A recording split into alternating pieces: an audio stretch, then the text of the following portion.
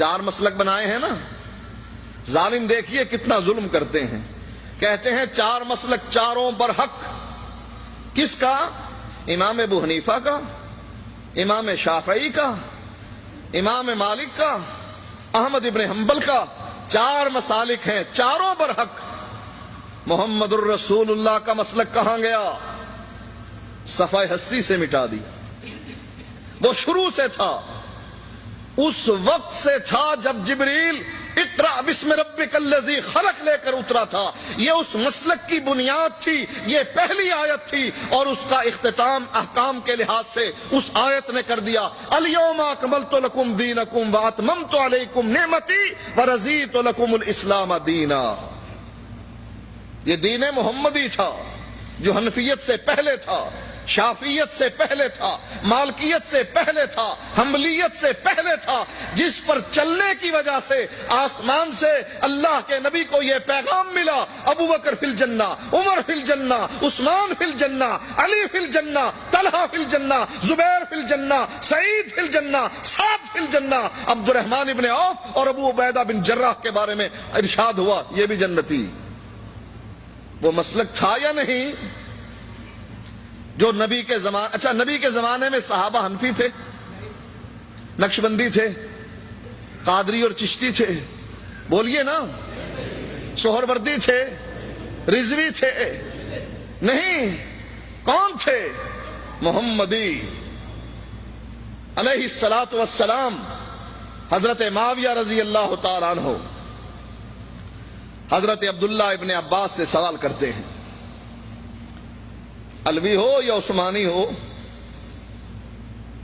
علوی ایک نسبت تھی حضرت علی کی طرف کہ جو حضرت علی سے محبت کرنے والے ہیں وہ حضرت علی کی طرف منسوب ہو کر علوی کہلواتے، اور جو حضرت عثمان سے محبت کرنے والے ہیں وہ عثمانی کہلواتے. الیکشن ہوا تھا حضرت علی اور حضرت عثمان رضی اللہ تعالی عنہما کے درمیان.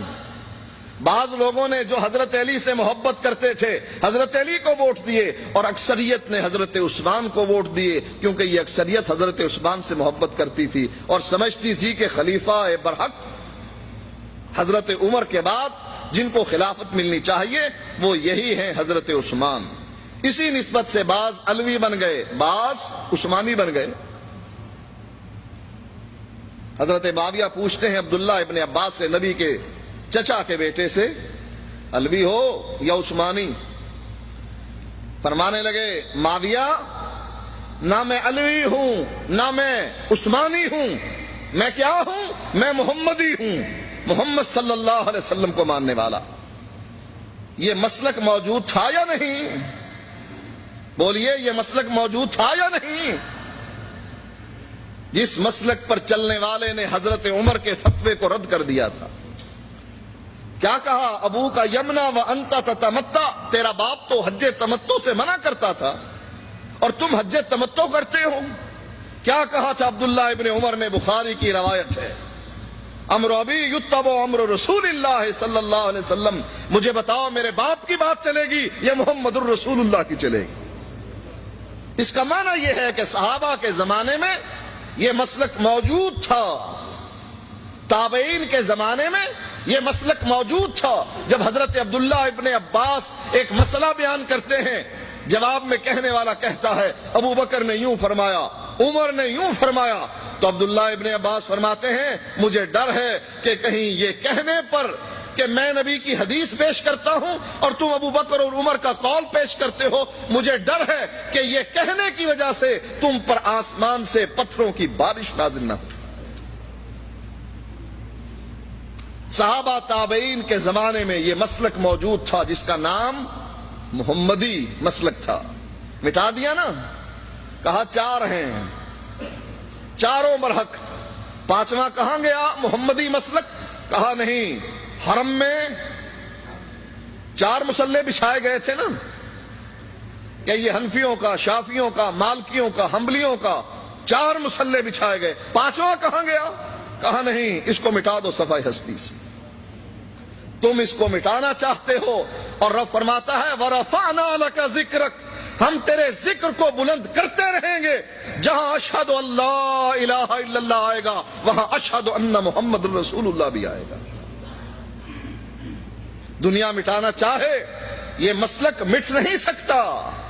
اللہ کے نبی فرماتے ہیں لا تزال طائفۃ من امتی، میری امت میں سے ایک گروہ ہمیشہ حق پر رہے گا. نبی کے زمانے میں بھی، صحابہ اور تابعین کے زمانے میں بھی، تبع تابعین کے زمانے میں بھی، ائمہ دین مفسرین محدثین کے زمانے میں بھی ایک گروہ ہمیشہ حق پر رہے گا. یہ حدیث ہے جس پر محدثین فرماتے ہیں، امام بخاری فرماتے ہیں، یزید ابن ہارون فرماتے ہیں، علی ابن مدینی فرماتے ہیں، دیگر محدثین جس کے اقوال کو خطیب بغدادی نے فضائل اہل حدیث کے نام پر جمع کیا ہے.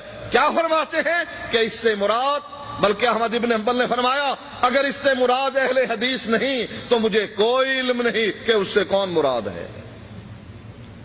یہ مسلک اس وقت بھی موجود تھا جب قرآن اترا، اور اس وقت بھی موجود رہے گا جب عیسیٰ علیہ السلام اتریں گے، جب قیامت آئے گی.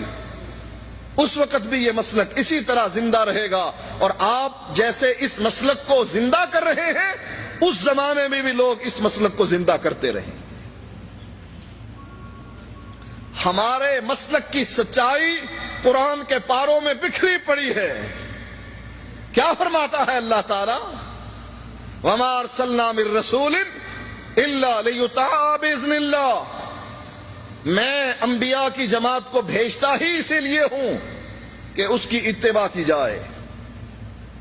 یہی آیت امام ابو حنیفہ رحمۃ اللہ علیہ کے بارے میں بھی آئی ہے نا کہ ہم نے 4 امام بنائے ہیں اور چاروں کے بارے میں ہم گارنٹی دیتے ہیں کہ جو جو ان کی اتباع کرے گا وہ جنت میں جائے گا.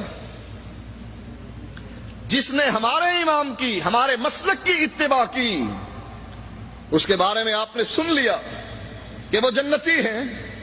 کن کے بارے میں فرمایا؟ رضی اللہ عنہم ورضوا عنہ. یہ کس کے بارے میں فرمایا؟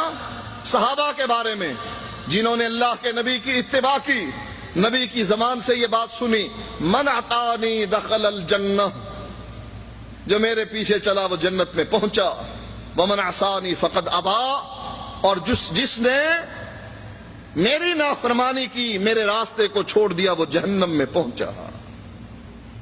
کوئی شک ہے اس کے بارے میں کہ صحابہ جنتی نہیں؟ کیا خیال ہے آپ کا؟ صحابہ جنتی ہیں کہ نہیں؟ کس وجہ سے؟ اس حدیث کی مصداق بن کر کہ اللہ کے نبی فرماتے ہیں من اطاعنی، کالے رنگ کا آئے وہ بھی میری اتباع کرے، گورے رنگ کا آئے بلال حبشی آئے تب بھی، صہیب رومی آئے تب بھی، کوئی قریشی آئے تب بھی، کوئی یہودی عیسائی آئے تب بھی، اللہ کے نبی فرماتے ہیں من اطاعنی دخل الجنہ.